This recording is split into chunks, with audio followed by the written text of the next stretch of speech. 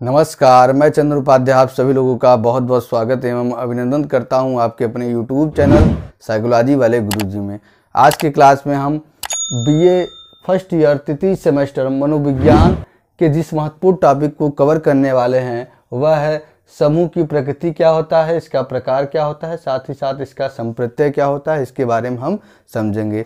ये आपके BA तृतीय सेमेस्टर के यूनिट 8 का यानी कि यूनिट 8 का ये आपका पहला टॉपिक है। इसके बाद एक टॉपिक और है, उसको हम कवर करवा देंगे तो आपकी BA तृतीय सेमेस्टर का पूरा सिलेबस हो जाएगा। ठीक है, तो आज के क्लास में हम यूनिट 8 का पहला टॉपिक समूह क्या होता है इसके बारे में समझने वाले हैं।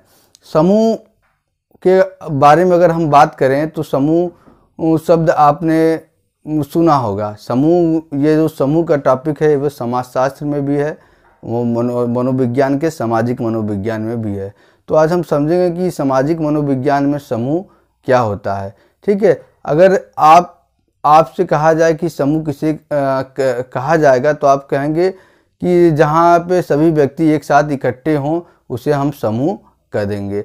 तो इसी संदर्भ में हम बात करते हैं कि आखिरकार समाज मनोविज्ञान में समूह क्या है, इसको हम समझते हैं। देखिए, समूह एक व्यापक शब्द है। ठीक है, एक वाइड शब्द है जिसमें बहुत सारे लोग सम्मिलित होते हैं, जिसका प्रयोग मुख्यतः 3 अर्थों में समूह का प्रयोग किया जाता है, जो इस प्रकार है।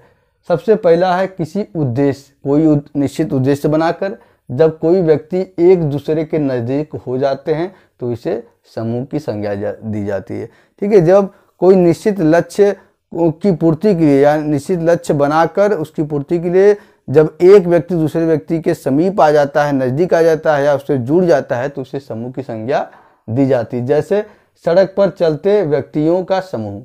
ठीक है, सड़क पर जो व्यक्ति चल रहे हैं उनको क्या है, अपने गंतव्य मार्ग तक पहुंचना है तो वो क्या है, समूह कहा जाएगा। रेल में बैठे यात्रियों का समूह।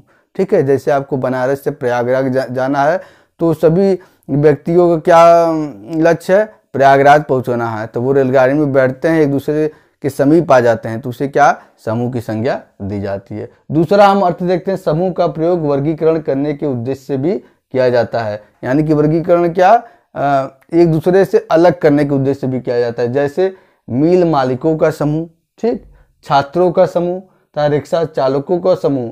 यानी कि दूसरा अर्थ जो है ये करा कि समूह का प्रयोग हम विभिन्न अलग अलग प्रकार के समूहों को व्यक्त करने में भी करते हैं। जैसे ये बताया कि मिल मालिक हैं तो उनके मिल मालिकों का संगठन होता है तो उसको हम मिल मालिकों का समूह कहेंगे। रिक्शा चालकों का समूह कहेंगे। एक प्रकार के जानवर हैं तो जैसे भेड़ है तो भेड़ों का समूह कहेंगे हम। ठीक है, छात्र हैं, छात्र के जो पोशाक होता है यूनिफॉर्म में है तो उसे हम छात्रों का समूह कहेंगे। तो दूसरे अर्थ में समूह को इस प्रकार परिभाषित किया जाता है। तीसरे अर्थ क्या है, समूह का प्रयोग प्राणियों के ऐसे संगठन के लिए भी किया जाता है, ऐसे संगठन के लिए भी किया जाता है जिनका एक निश्चित आकार होता है, एक फिक्स्ड साइज होता है कि इतने लोग इसमें रहेंगे, जिसके सदस्यों में अपने लोगों की भावना यानी कि अपनत्व की भावना, जिनके सदस्यों में एक दूसरे के प्रति अपनत्व की भावना, लगाव की भावना, जुड़ाव की भावना तथा निष्ठा की भावना, मतलब एक दूसरे के प्रति विश्वास भी रहता है, ठीक, के साथ सामाजिक अंतःक्रिया होती है।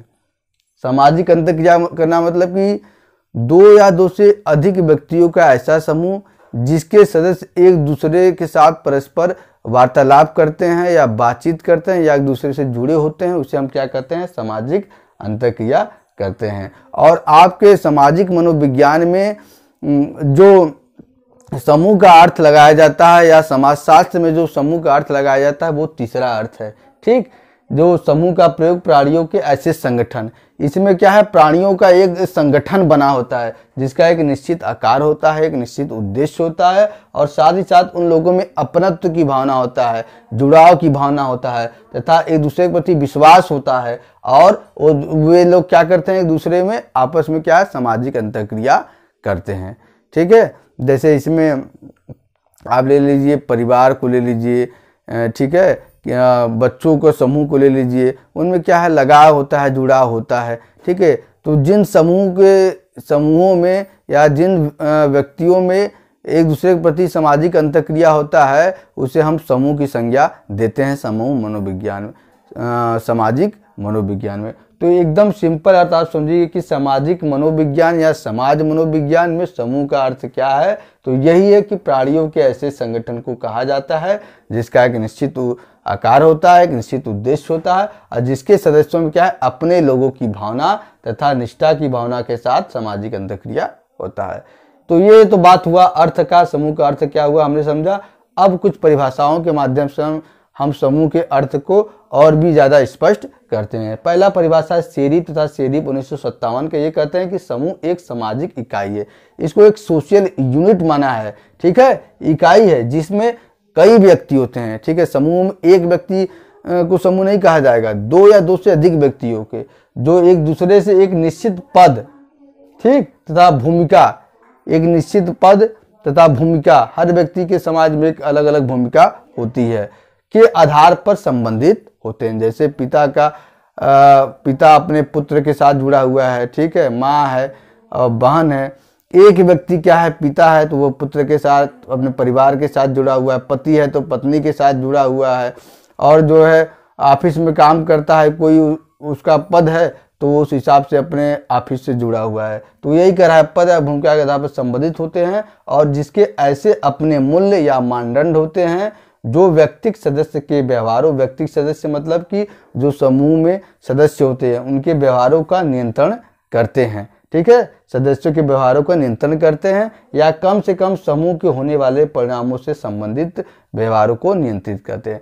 कहने का ये तात्पर्य है कि सेरिफ तथा सेरिफ महोदय कहने का ये प्रयास कर रहे हैं कि समूह एक सामाजिक इकाई होता है। पहली बात, समूह में एक व्यक्ति होते हैं बल्कि कई व्यक्ति होते हैं, दूसरी बात। और तीसरी बात, समूह के जो व्यक्ति होते हैं दूसरे से क्या है, पद या भूमिका के आधार पर जुड़े होते हैं। उनका क्या है, निश्चित मानदंड एवं मूल्य होता है और साथ ही साथ वो क्या है, समूह में, उस समूह में जितने भी सदस्य होते हैं एक दूसरे के व्यवहारों को नियंत्रित कर सकते हैं। जैसे परिवार, आप मान लीजिए संयुक्त परिवार में पिता जो है पुत्र के व्यवहार को नियंत्रित करता है, पुत्री के व्यवहार को नियंत्रित करता है, ठीक है, पिता से भी बड़ा उसका पिता है तो वो उसके व्यवहारों को नियंत्रित करता है। तो इसे क्या है, समूह कहा जाता है, सेरिफ महोदय को।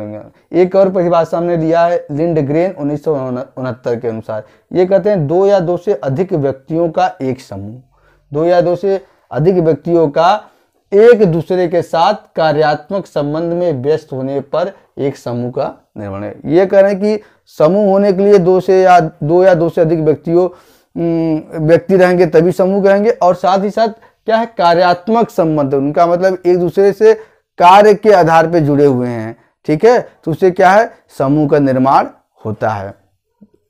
अब ये समूह का अर्थ, परिभाषा और ये कॉन्सेप्ट भी समूह का हो गया। अब समूह की विशेषता हम देखते हैं कि समूह की विशेषताएं उपयुक्त परिभाषा और अर्थ के आधार पर आपके सामने इस प्रकार हैं। देखिए सबसे पहला यहाँ पे हमने विशेषता लिया है, देखिए समूह एक सामाजिक इकाई को कहा जाता है।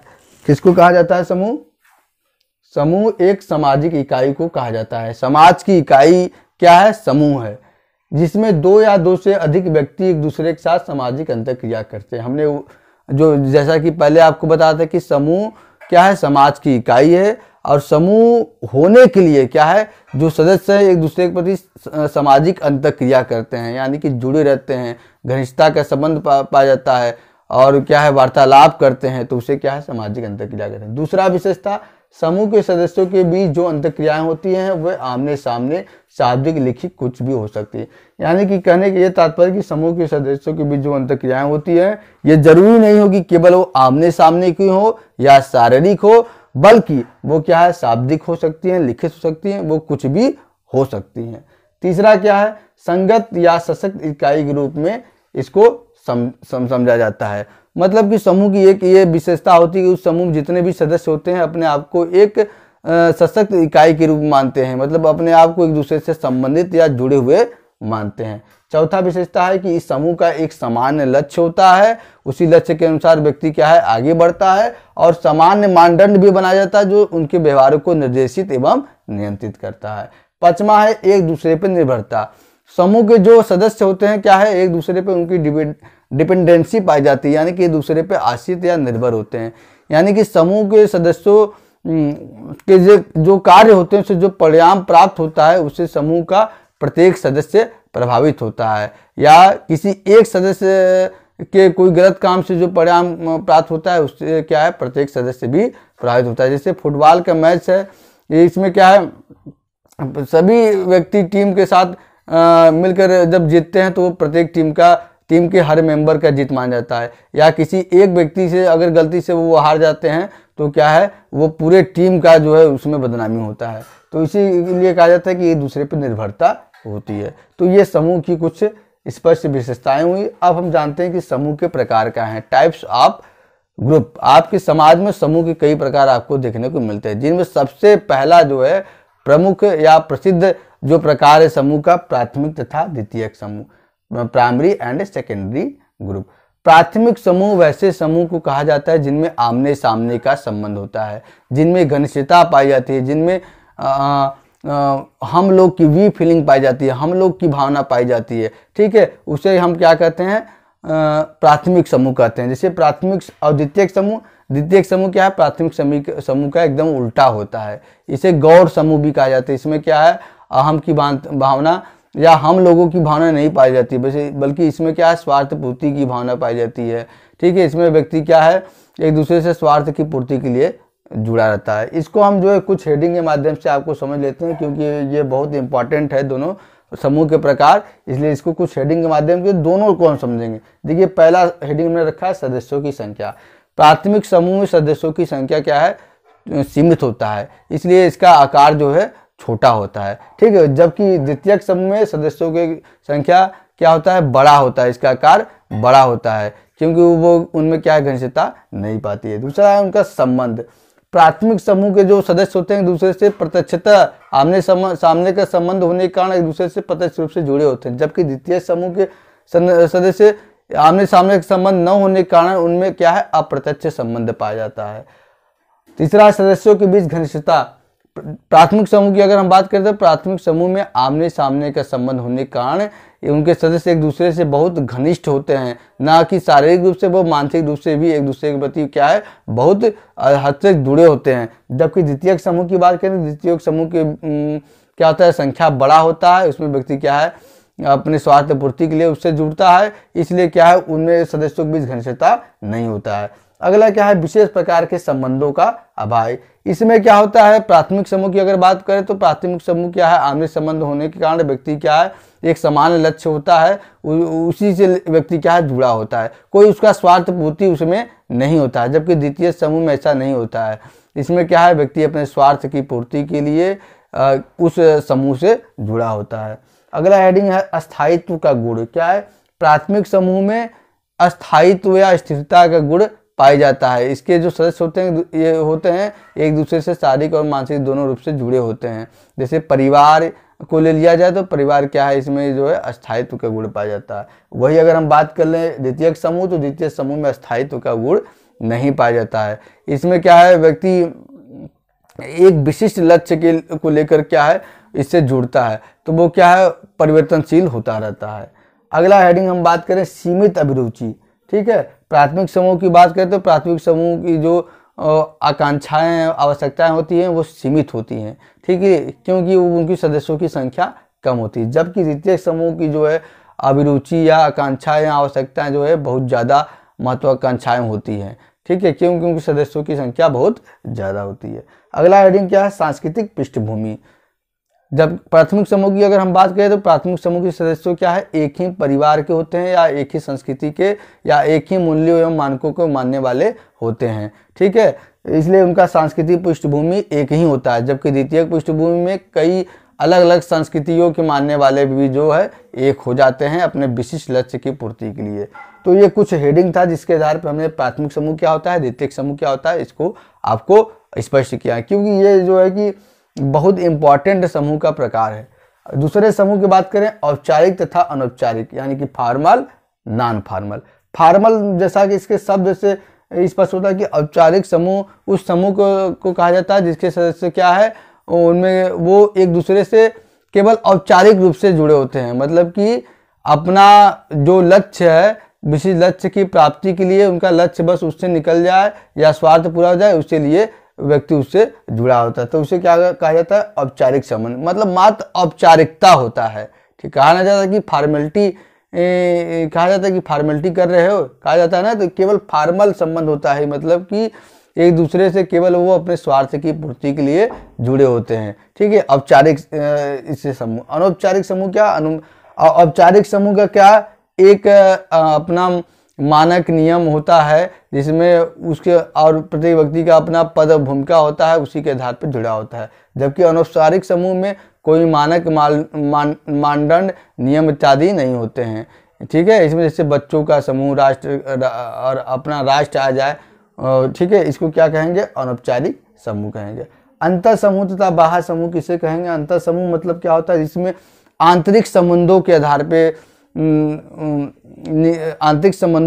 व्यक्ति जुड़ता है, इसको अंतर समूह कहा जाता है। यानी जिसमें जो अपने इन ग्रुप जिसको कहा जाता है, जिसमें क्या होता है, वी फीलिंग होता है, हम लोग की भावना जिसमें होता है, उसे अंतर समूह कहा जाता है। ठीक है, अब बाह्य समूह की बात करते हैं। बाह्य समूह मतलब क्या है, जो केवल बाहरी फैक्टर के आधार पर जुड़ा होता है, केवल अपने आवश्यकताओं एवं उद्देश्यों के आधार पर। इसमें दे फीलिंग होता है, इसमें वी फीलिंग, इसमें दे फीलिंग होता है। ठीक, अगला है गतिशील तथा स्थिर समूह। गतिशील, जैसा कि इसके नाम से स्पष्ट हो कि इस प्रकार के समूह वैसे समूह को कहा जाता है जो एक स्थान से दूसरे स्थान पर क्या है, घूमते रहते हैं। अब वो किस लिए घूमते हैं, कि अपने जीविका पार्जन के लिए एक स्थान से दूसरे स्थान पे घूमते रहते हैं। जैसे कि भारत में कुछ नट एवं बंजारा की ऐसी प्रजाति होती है जो एक स्थान पर स्थिर नहीं होती है, वो एक स्थान से दूसरे स्थान पर घूमती फिरती रहती है। तो ऐसे समूह क्या कहा जाएगा, गतिशील समूह। और स्थिर समूह क्या कहा जाएगा, कि एक स्थान पर रहकर ही अपने जीविका पार्जन को स्थापित करना, इसको जीविका पार्जन करना, इसको हम क्या कहेंगे, इसको हम कहेंगे स्थिर समूह। जैसे औद्योगिक विश्वविद्यालयों में जो व्यक्ति जुड़े हैं उनको क्या कहा जाएगा, स्थिर समूह कहा जाएगा। तो ये समूह के कुछ प्रकार है जिनके बारे में हमने यहाँ पर आपसे चर्चा किया। तो आज के क्लास में आपके बीए फर्स्ट ईयर 33 सेमेस्टर मनोविज्ञान यूनिट 8 का पहला टॉपिक समूह क्या होता है, इसकी प्रकृति क्या है, प्रकार क्या है, संप्रत्यय क्या है, इसके बारे में हमने चर्चा किया। अगले क्लास में हम यूनिट 8 का अगला टॉपिक जो है उसके बारे में चर्चा करेंगे। आज की क्लास में इतना ही, मिलते हैं हम अपने अगले क्लास में, तब तक के लिए आपका बहुत बहुत धन्यवाद।